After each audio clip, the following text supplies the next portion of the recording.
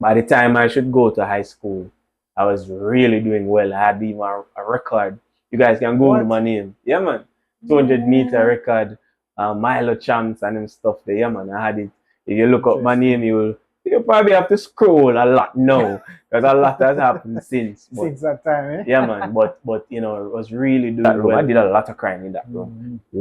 What was the first move? Mm-hmm. And I remember as I started putting the adhesive on the back of that thing, Right. not knowing what I'm doing, God started instructing me, literally. Mm-hmm. The point is, I remember when I just played for Shensia, I got so much backlash, bro. It was discouraging. Mm-hmm. You know, in my opinion, that was a big boost for me, my career, my business. But I got a lot of backlash from the church. Hey guys, it's been a while. I've known, that's probably 8 months now, sorry. But you don't know, we have a banger interview today. And, it's a pleasure that we could actually be here, right here in New York, interviewing the big man himself, a guy we respect, admire as a young entrepreneur, as a young man where, I do great things. A man of excellence. We're talking about the man, Dannareo. Fearon, Yeah, welcome, my boss. yeah, man, my God, bro. Thank you. Yes, Thank man. you. Thank you. It's a pleasure to have you here. Man, pleasure to be here. Definitely, man. So guys, we're gonna get right into it. Trust me, I know you see this face before. You may see it sometime in Jamaica, you might see it, in the US, you might see it in a Belize. You may see this face all over the world. You know what I mean? So for actually get him here, and we're actually here, right here in his studio, as you can see, which is a real vibe, a real energy. Home You know what I setup. mean? Home setup, home feel, Yeah, and I'm man. sure you're gonna enjoy this interview. So I'll get straight into it.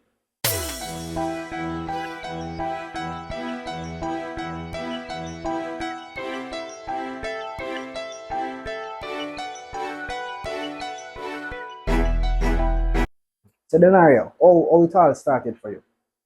Well, how it started, what a question. For me, I would say it goes right back to my earlier days, childhood days. Um, Church. My father is a pastor, and that's really the foundations of my music. Um, he taught me. I think I was telling you earlier today that he taught me how to play the keyboard. My father is a singer, a guitarist, really though. And he taught me to play Amazing Grace with just two fingers. Yeah, man, in the key of C.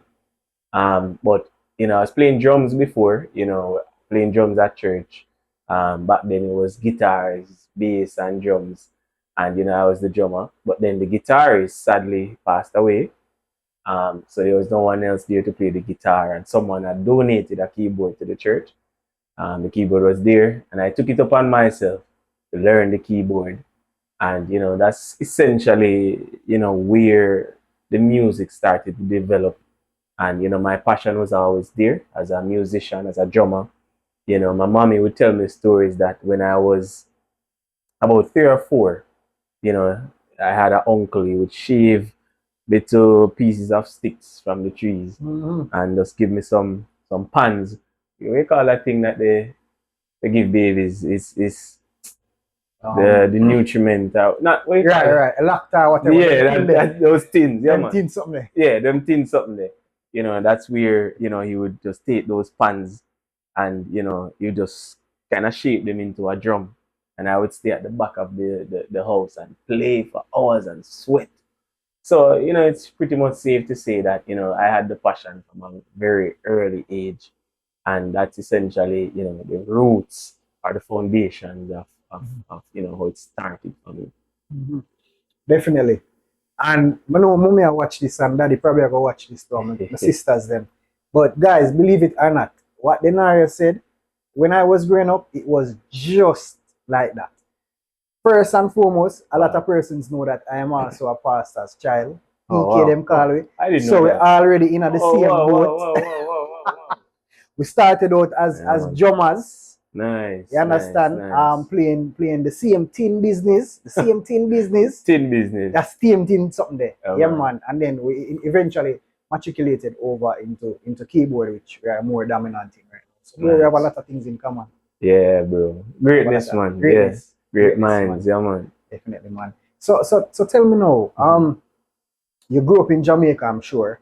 Where exactly in Jamaica you grew up? What was life growing up as a pastor's child? The pressure? All of them something that we have to go through with people who wouldn't understand. Listen, so I'm from Mapin, Clarendon. Big up to all of my Mapin people and my Clarendonians. Yes. So yeah, Mineralites to be exact. That's where I spent most of my years. Was it challenging? Was it pressuring as a pastor's kid? Yes. And as you said, people will not understand. There is a unwritten expectation that is just there.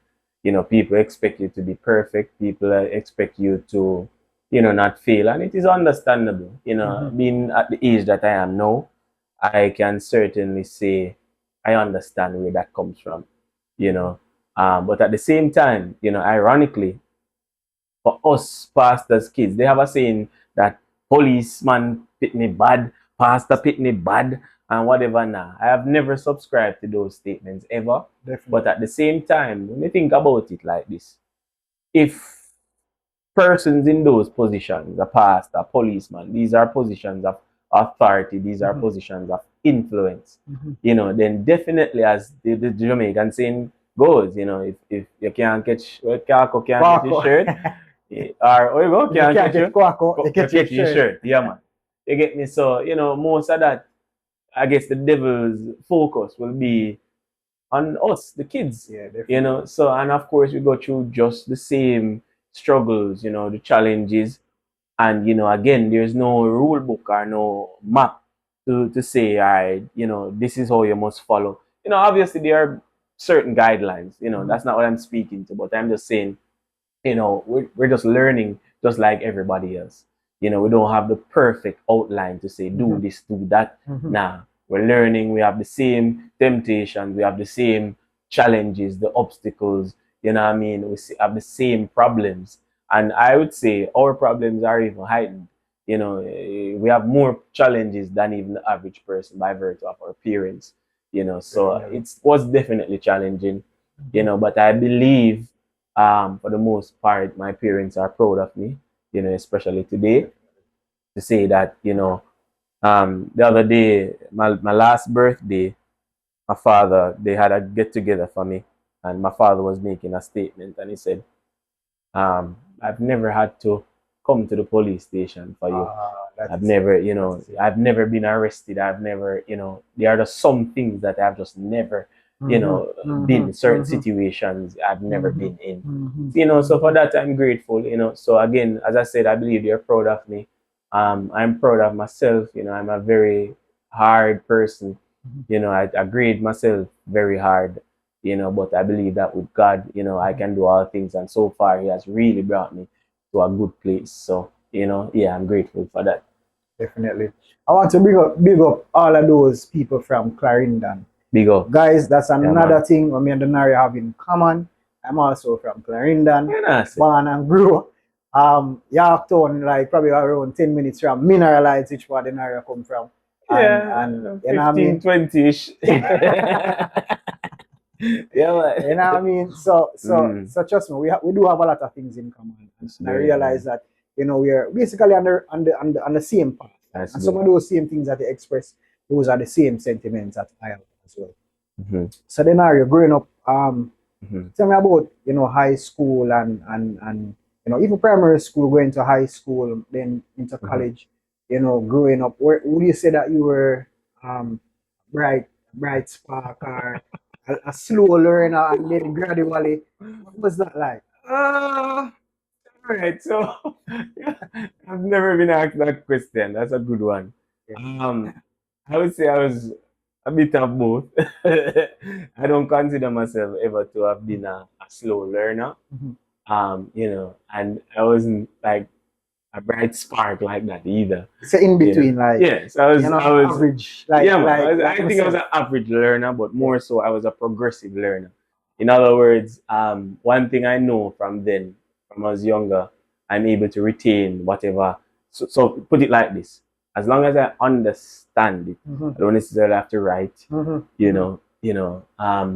From I understand the concept, Right. Right. I'm able to retain. I don't have to write, and Oh, that's you have awesome. different type of learners, Mm-hmm. visual learners. I was just, and then also I have I believe, a very good photographic memory. Memory. Yeah. So I think, but more so, again, I think I had great teachers back then. I went to Mineralites Primary School, by the way. Big up Mineralites Primary School. Yeah, man. And I had really good teachers back then. Mm-hmm. Uh, but just to kind of sum up everything, my transition from primary school or basic school to primary school, Nazarene Basic School, Mineralites Primary School, then the high school. Yeah, man, that those were my initial years of schooling.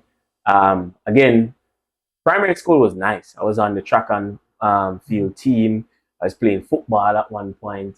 I was, what was I doing? Obviously, that was right around the period where my initial musical development Mm-hmm. started there Mm-hmm. too. The interest started to peak. I was playing the keyboard in devotion and stuff. Big up to That's Mr. at primary school. Yeah, primary school. Oh. Yeah. So big up to Mr. Brown.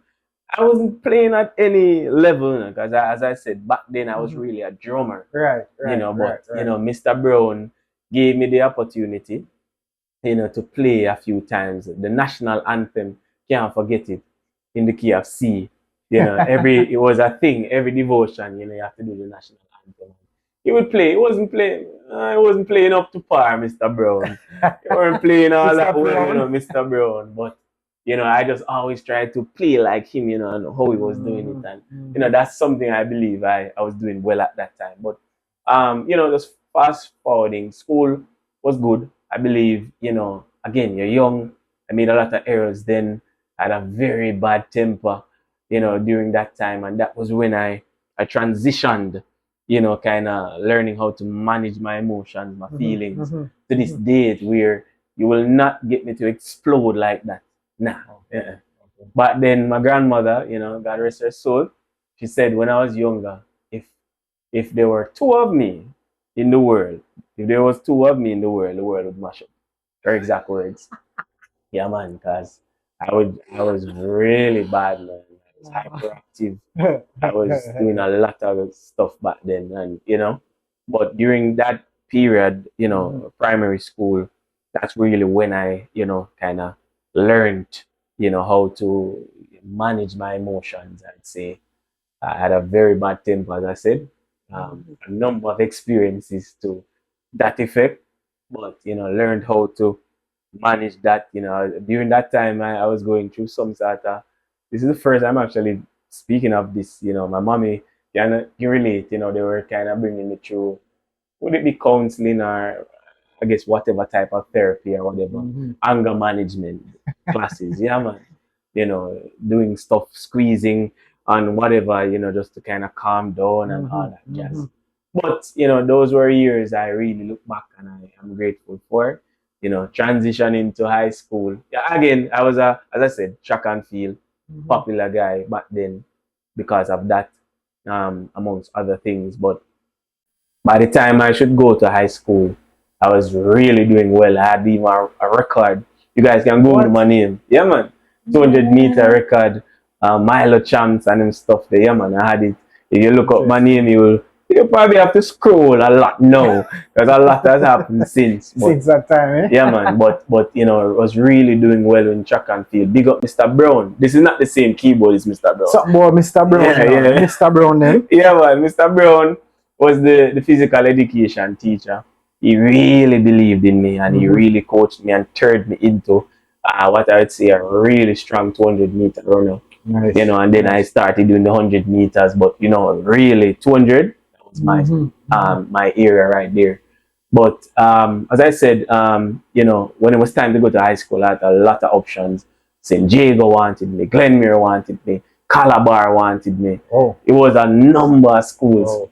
But I'll give you a very interesting story, and hopefully this video is not too long that you guys don't hear this part. But when I was supposed to go to some of these meetings, again, my father is a pastor, but also we were 7-day worshippers. We still are. Mhm. Mommy and daddy don't kill me because they have it to say I've rebelled. you know. But the point is, 7 day, which means every Saturday you're at church. Right, Yeah, man. right, Better yet, right. from the Sabbath, start from the Friday. We won't go through all of that, but 7 day. And my father would often say, as for me and my house, we will serve the Lord. Most of the church meets were on Yeah, a on Saturday, you know, Naturally, and naturally. that was a very big challenge. He didn't believe in track and field, as in that I don't think he didn't believe, but he wasn't supportive in that period, to be honest. You know, he was more so concerned with, you know, rightfully so, with, you know, the Sabbath and keeping it holy and not doing certain things on the Sabbath. Yeah, but that was really to my detriment, because, you know, there were times when my mommy would have to sneak me out 5 o'clock in the morning, 4:30, before the sun comes up, just and sneak me out and Wow. bring me to the roundabout to catch the bus to go to Kingston. Yeah, man, that's what I went through. I was a budding star at the time, you know, but that was short lived, because again, you know, the challenges with church and so forth. And yeah, a lot didn't come out of that, because eventually I ended up staying in Clarendon, went to Denby. They said, go where you can shine anywhere. Yeah, that never really worked out too well. But, you know, I'm grateful. Being at Denby High School, I met my best friend, who is, you know, no longer with us, Tavares. Love you, bro. But I met a lot of friends, Blair, you know, people who are close to me to this day, and, you know, most of my experiences, which have really helped to shape me into the individual that I am today. Miss Wilkes, you know, she's deceased as well. Wow. You know, Mrs. Porter, big up yourself, Mrs. Porter. You know, Mrs. Jalal, Miss Troop. How can I forget you?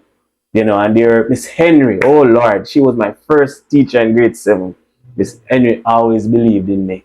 But these are just some of the names, not all, but some of the names who really believed in me as an individual as I progressed throughout high school. Again, wasn't the brightest spark, but I was definitely not a slow learner. Right. You know, by then I was still giving trouble, but I was, you know, one thing for sure, was just the influence.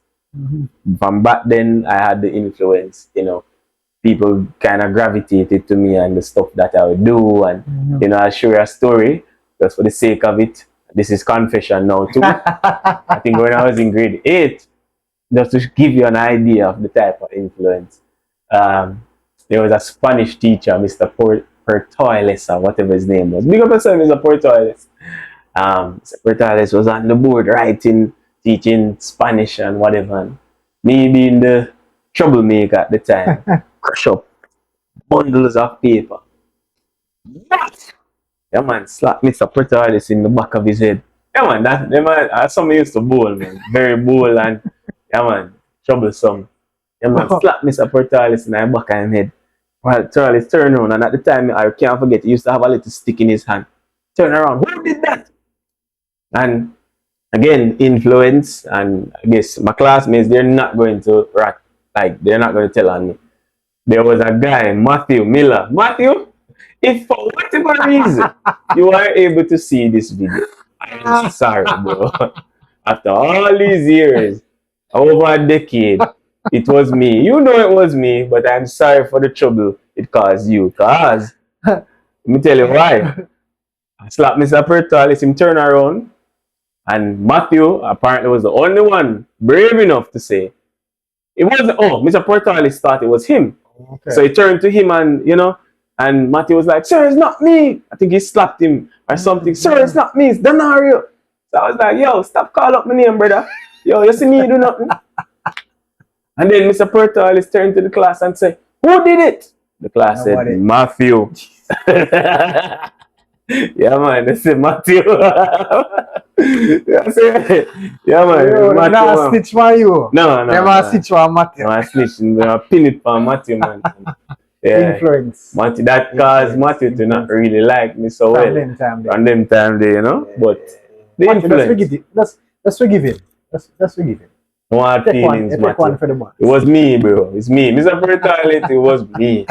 Yeah, it was me. Hey. But I say all of that just to say the influence, you know, and, you know, I guess learning Miss Porter, She was one of those persons. And the reason why I'm spending so much time to talk about this because these were defining moments for me, man. Yeah. Yeah, man. I used to back then, you know, when tight pants was a thing and tight shirt, and I went through that phase. And my shirt them tight and my pants tight and whatever, and you know, we are fight and we are extort people because there are some things I can't speak about, but we are do badness. Madness. Yeah, man. Madness and badness and all of it. Yeah, man. We are doing it, man. Walk around the school, we are do some stuff, we are thief off, lock off a door and make homemade gun, and we do a lot of madness, bro. Again, influence and then being influenced by other people too. You know, so but those were defining moments for me when one day Miss Wilkes saw me, and you know, I said Miss Wilkes, she passed, but she really believed in me. She had a love for me that was, I just think that was just God's favor on me. Didn't make any sense. Giving trouble. And Miss Wilkes look at me one day, bro. I don't remember what I did. And it so happened that she ended up just coming out just in time to see me. She looked at me and she said, was this Miss Porter or Miss Wilkes, by the way? Anyways, one of the two of them. But various instances where they always, you know, I was going to the principal's office because I do this and I do that. But one of them, I don't remember who, I think it was Miss Wilkes, look at me and say, you are too smart to be acting that dumb.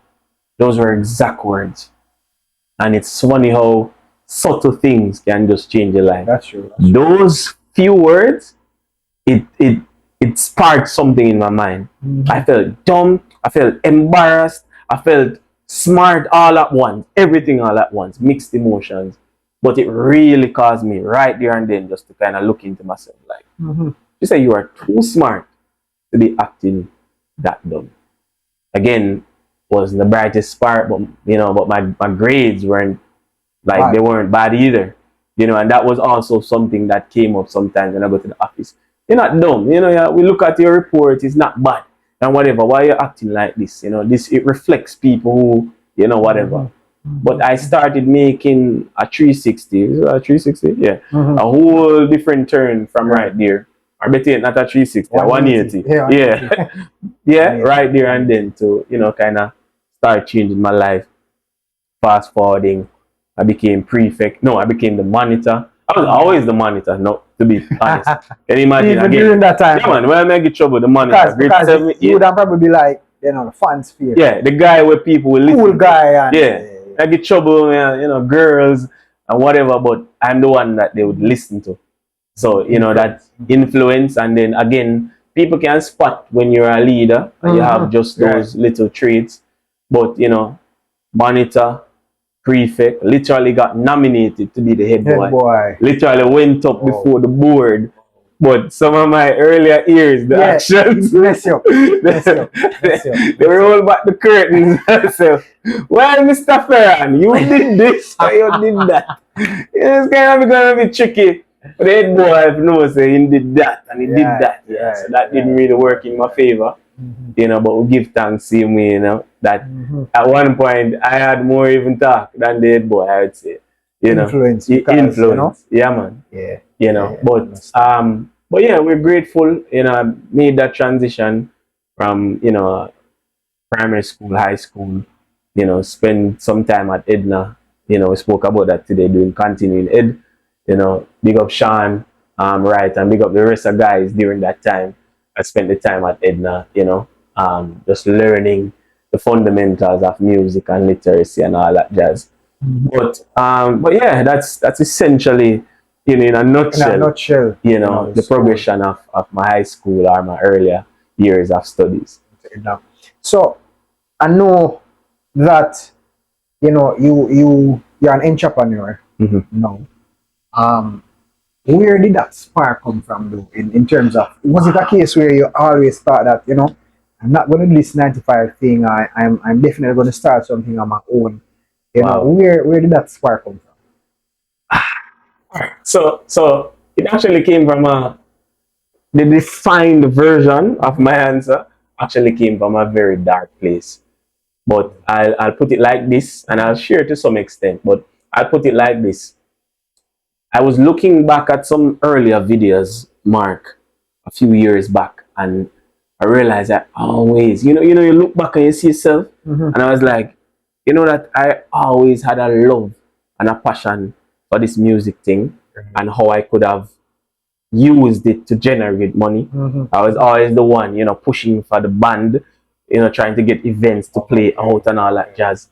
But in a nutshell, I'd say the defining moment of me, creating DF Entertainment was I had DF Productions before, but that came all as a result of a rough patch that my parents hit, with their relationship.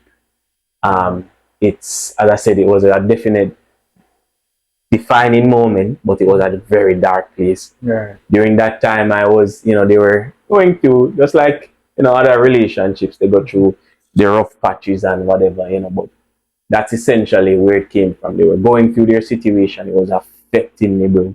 It was a dark time for me, for my sisters, for my mom, my dad, the church. Yeah, man, that thing, really was affecting the church. And it's essentially, a big contributing factor to where I'm at now. And, some levels of where I'm at, where, going to church on a Saturday, I just have to be real with you guys. That's what the whole convo is about. We are reason. But, what that did for me, I remember they were having their issues, and there was a period where my dad decided to leave home for some period of time. That left me, myself, my little sister, my mom were living. It's a big house, 7-bedroom, a few rooms, 3 downstairs, 4 upstairs, and you'll see why I'm giving you the visuals. But he left the house, and I remember one day I was downstairs, because that's where he had a study room down there. He had a room down there that he would go to study and and whatever. And when he moved out all of his stuff, those were empty rooms downstairs. And I remember I went downstairs, man, and I was crying. I sat down on the floor, empty room, crying, and it's like something just dawned on me, and I know that God just dropped it in my mind. I was like, I'm going to convert this room into a place of business. At first, it was not even so much business, but my passion. I'm going to put a studio here. That was my initial thoughts, or what God dropped in my mind. I'm going to drop a studio here. And I was crying. I'm like, shh. I don't know the first thing about putting a studio together. And, so it came from a place of hurt. Again, he wasn't there. I really idolized my father. As a musician, that came from him. I'm a literal, I'm going to say a replica. I would say a much refined version of you. But yeah, man, you see me, you see my father, you see my father, you see me. A number of things, and to this date, as I grow, I see myself in him or him. Yeah, you get what I mean? Yeah. But the point is, I sat there, I cried, like, God, how am I gonna work this? But as time progressed, we were there alone. He wasn't there, and I guess because of relationship issues, my mom and they were having issues, and that kind of caused him to not be as present as he needed to be at that time. So they were bills, and by this now I was like, could have been 19, 20? I don't remember, somewhere there. Yeah, 19, 20 there about. And I'm like, Jesus, what am I going to do? So I remember as I started, I had a few little equipment, one keyboard here, one interface here and there, a big room. Don't know anything about putting a studio together. But fast tracking Mark, I said, all right. I was teaching at Knox, by the way, at that time. And I said to myself, I had entered Jamaica Gospel. Yeah, man, I entered Jamaica Gospel. So this would have been 2017. Yeah, this was right around that same period. Came second in Jamaica Gospel. And yeah, man. That's a band competition. No, man, singing like Jamaica Gospel, the actual. Oh, so you are a singer too? Yeah, man.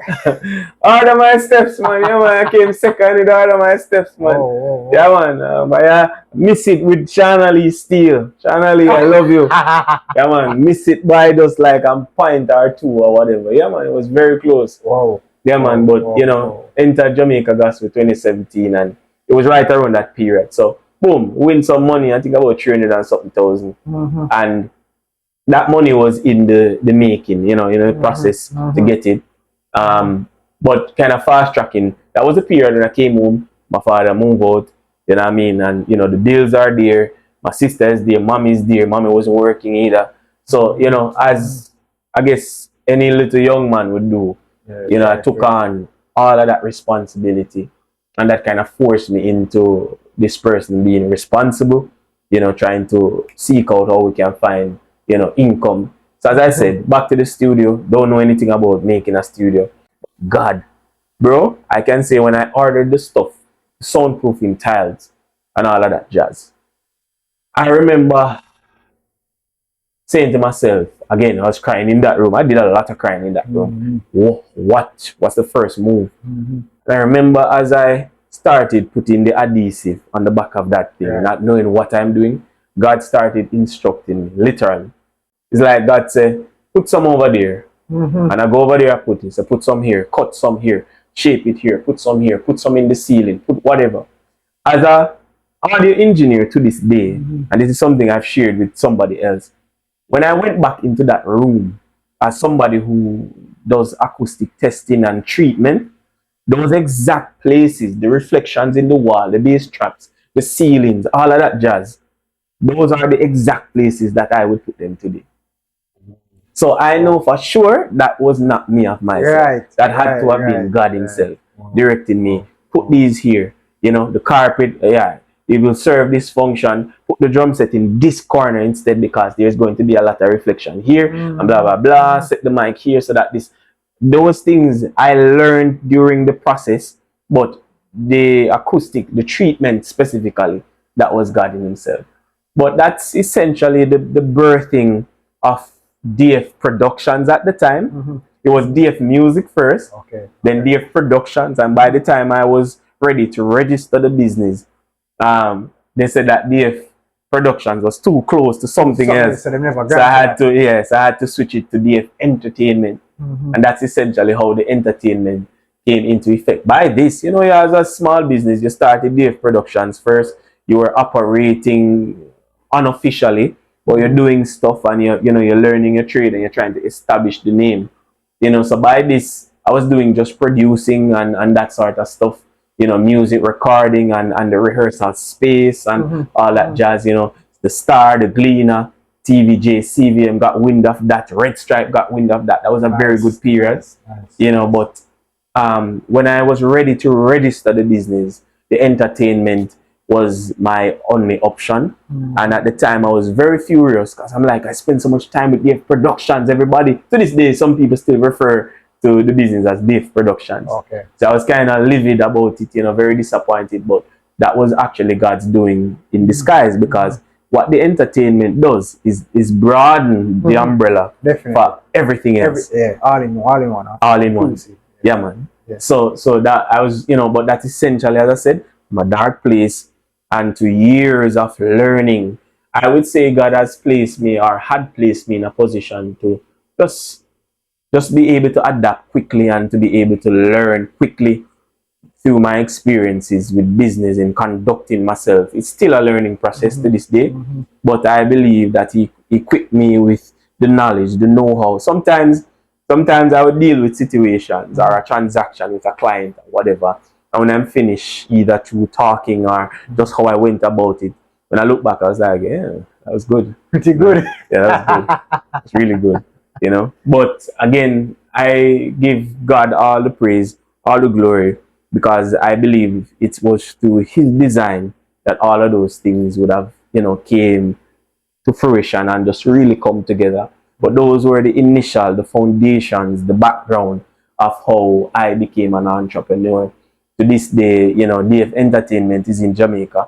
We have a physical location, you know, there's a rehearsal space, the office is there, storage, the studio, and of course we're doing live events, you know, we're doing, you know, providing PA, backline, streaming services, graphic design, and of course DF Entertainment is also here in the States. The LLC is established here, and we're doing pretty much the same thing, but on a much wider scale. So, you know, really grateful. But that's the birthing of the entrepreneur aspect of my life.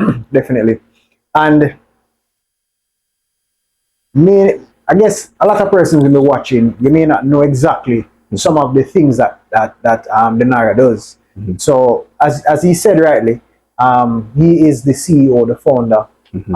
of BF Entertainment, right? And the tagline says excellence without excuse. Excellence. Yes. Excellence without excuse. And I realized, Dannareo, that you are a man of excellence. You Amen. understand? Thank A you. man of excellence. Try You carry to. that spirit, you know. Amen. And there are other aspects of your life as well, that you currently offer certain services. I know you mentioned that you offer, analyzing musical spaces Yeah, and yeah, doing acoustic treatments, testing, yes, all acoustic that jazz. testings and stuff like that. But also, you are a band lead. Yes, You, yes, you play at various churches and stuff. yeah. So tell me some of those other things that you also partake in as an entrepreneur. Well, again, BF Entertainment being what it is pretty much a one-stop shop or a one-shop stop, whichever you choose. It can work either way. But, we create a broad umbrella to literally factor in all aspects of entertainment. If you need vocalists, you need musicians, you need a band, well, musicians, if you need PA, as I said earlier, if you need installations, because we do that as well, acoustic treatments, testing, mixing, mastering. So there's the production aspect of things, there's the live entertainment aspect of things, there are the services that we offer in terms of consultations. A number of churches right here, both locally and internationally, they call me time to time. People call me for various advice. I need this. What is your opinion? Should I go this route? And of course, we speak to them. All aspects of the consultation is tailored to their liking and what's necessary based on the space, based on the people, based on the event, all that. So we do all of that. But you mentioned the band leader. I'm currently the band leader, music director, MD, for Shensia. Secularly, that's what I play for. And I still have some comments for that. But more importantly, we do that. That has really shaped me. Big up to Ramesh, big up to Slider, big up Shensia, big up the team, the guys, the Hard Drive International Band.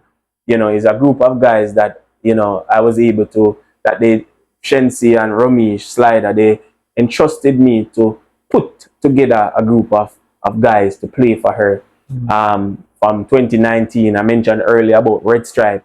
Red Stripe caught the wind of, big up to Rashima Kelly Williams. Yeah, man, you are definitely one of those persons who, was very instrumental in connecting the dots. So big up to you. But Red Stripe caught wind of the studio, and they gave me the opportunity in 2019 to play for Red Stripe live. They wanted a young band, and I put together a group of guys, Revolution Band, that's my band from back then. But I pulled together a group of guys who I believe who would have been fitting and the perfect group to play for that event. And from that was my first time playing for Shensia back then. So I got the chance to rehearse and to play for her. Munga Honorable, Lali, Kalia, Squash, and Cash as well too. Wells was on that show. TJ was on that show as well too. But it was quite a few people, and I got the opportunity to work with them and to be around them closely. That was my first time sitting in a meeting with Ramesh and main events at that time too. And that kind of, during COVID, as some of you might have known, as a teacher, Ramesh called me, reached out to me and said, Rio, need Rogero, that's Shensia's son, to I need Rogero to learn how to play the drum. And you know, a teacher and whatever. And I said, brother, I'm a teacher. What do you mean? Whatever. But he trusted me. They trusted me in that period to teach Raj, and that was a beautiful experience for me. I enjoyed doing it, and we worked for a few months, and during COVID and so forth, we weren't able to go out, so he wasn't in school and so forth. So that was really a great opportunity. But that kind of really transitioned from 2019 to the fast forwarding to when the world was trying to go back to normal, and when Shensia started doing a few more live shows, and they said that they needed a band, they reached out, and that kind of transitioned to doing over 10, 12, 15, 14 shows with her. to this point and counting, And counting. you know. But the reason why I said earlier that I have a few comments in that regard is a pastor's son playing for Shensia. Yeah, man. I get Mark. This can take the entire interview, so I will definitely squish this into a little ball and just give you guys. I have encouragement or a word for you people. Like, here, the reality about it is, and this is where I'm at. I've become secured in myself, bro, to believe in what I'm doing and to understand my stance, where I stand, and also where my heart is, my heart's posture with God. If you follow people, you will never be able to please people because one, somebody's going to say X, the other is going to say Y. There's somebody somewhere saying A, B, and C. The point is, I remember when I just played for Shensia, I got so much backlash, bro. It was discouraging. You know, in my opinion, that was a big boost for me, my career, my business. But I got a lot of backlash from the church and people who I believed at that time was supportive of me. Oh, you play for Shensia. Your father passed on church and this and you hear Wappy kill Philip, ass dead and cow fat. All the words. And it was really discouraging for me. At one point, I was asked to choose. Either you're going to play, listen, ridiculous. Either you're going to play for Shensia, and at the time I was playing for a club as well too. Not a club, but they would have like an entertainment night and I'd play. That was bringing income for me, you know, brother.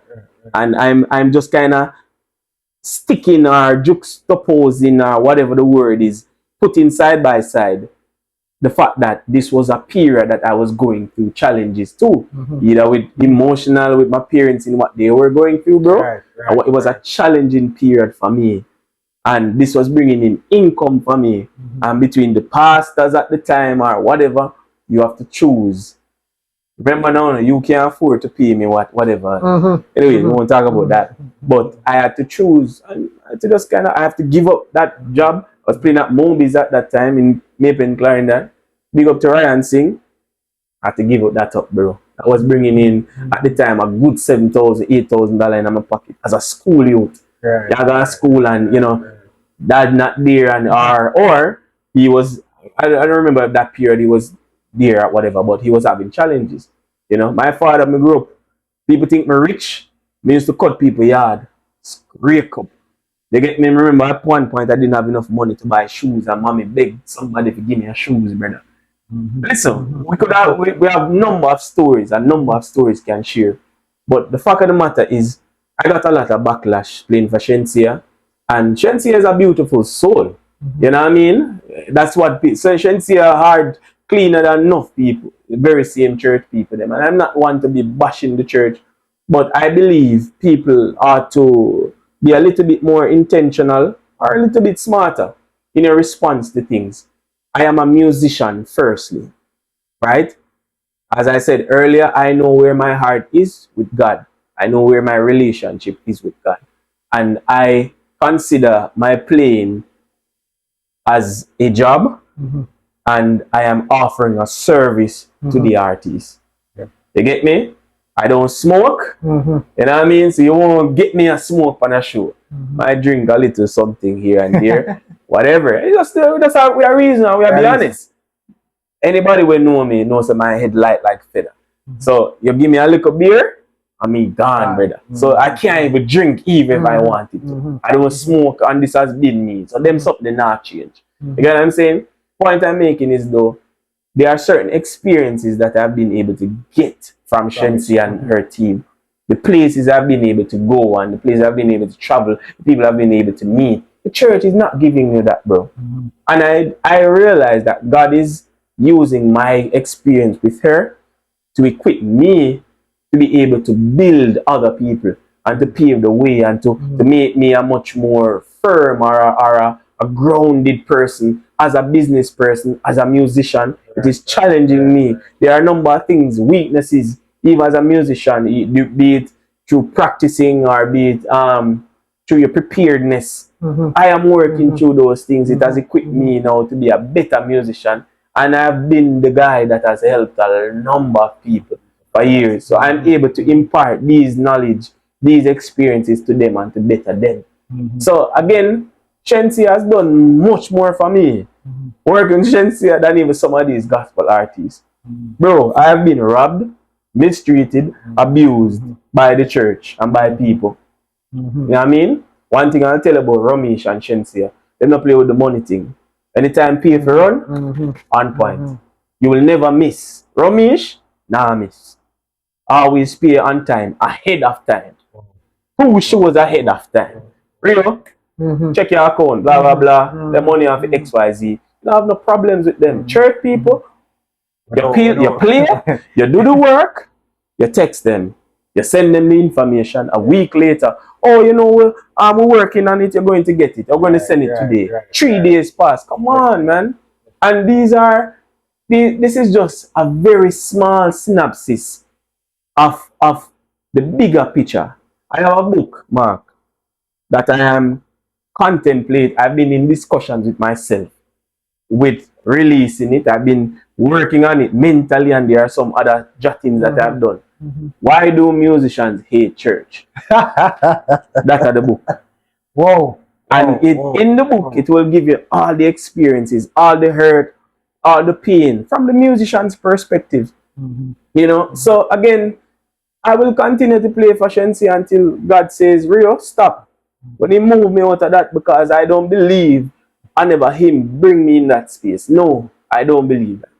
Him create the opportunity, and as I said to you, it is doing more good to me, for me, than harm. You know, I've learned so much either from Ramesh, either from the touring team, either from him just working with Shensi herself. You know what I mean? Much more than I have gotten from other people. The opportunity, the trust, the belief. Them believe. Them might give you an opportunity. They are trusting you to represent them on an international, brother. Nah. So I will continue to play for Shensia because what? Bless, me bless. Yeah, man. First thing in the morning when we wake up, me I go play for Shensia until God tell me to stop. Yeah, easy. Yeah, man. So Dannareo, we're coming right down to the wire. So 2 things. So I want you to tell us, where people can book you, the numbers, social media, and also, what they can expect to see from Dannareo. In our synopsis, we have like about 3 minutes. Okay. We can see how quickly we can do it. So real quick, guys, DF Entertainment, DF, D as in donut, F as in fries, Entertainment. You can find us on Instagram, you can find us on YouTube, you can find us on Facebook. That's where you can find us on the social media. We also have the website, that's dfentertainmentglobal.com. Yes, or .org. Bear with me. I'll make sure Mark get it, and I'll put it up. Yeah. Right. Yeah. So you can look on the website, you'll see all that we offer.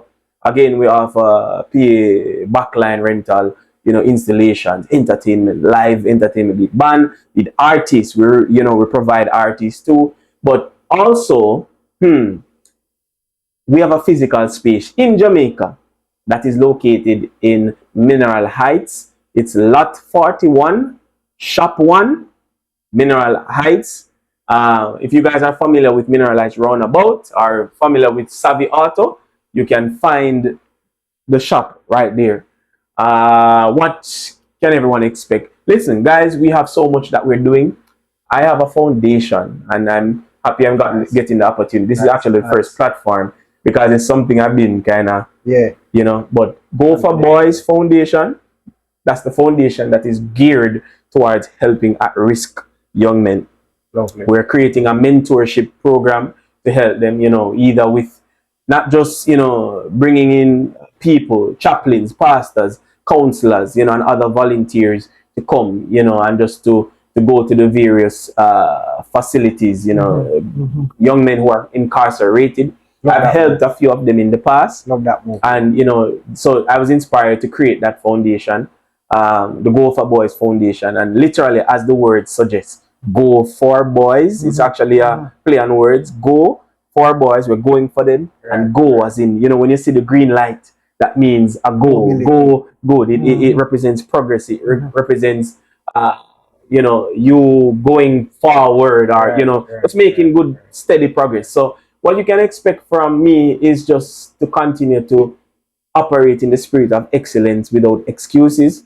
You know, there's a number of other projects that, you know, I'm working on, and RTs from the production standpoint. You know, big up to my team, my staff, DFN team, big up to Rick. Oh God, I don't want to start calling names. I won't do it, put myself in problem. Big up to the DF team. I love you guys. Thank you, those of you in Jamaica who are really working on my behalf and just making sure the things, you know, that when I'm not present, that things run smoothly. Big up to the DF team over here in the States, DF Entertainment LLC. Big up to you guys. But all I can say, you guys can expect great things. I will continue. I will continue to fail until I get it right. I'll continue to do my very best. I'll continue to work hard, and I'll continue to try and to make you guys proud, but more so to make that proud. Blessings, man. Guys, it was really a pleasure. Trust me, you heard a lot from Dannareo. For some persons who have seen him but never really had a conversation, I'm pretty sure they learned one or two things, you know, that might just, you know, encourage you and inspire you. And this is what this platform is all about. Make a Reason podcast. Dannareo, it was a pleasure. My bro, you know I mean? Thank you for having me, man. Thank you, man. Thank you. And continue doing the great work. Thank you. You too, bro. You know I mean? Love the podcast. Make a Reason. Yeah, man. We need to do a part two. We're gonna do a follow-up, guys. Don't worry about it. Alright, guys, remember to like, share, and subscribe. And see you on the next one. Alright? Big up.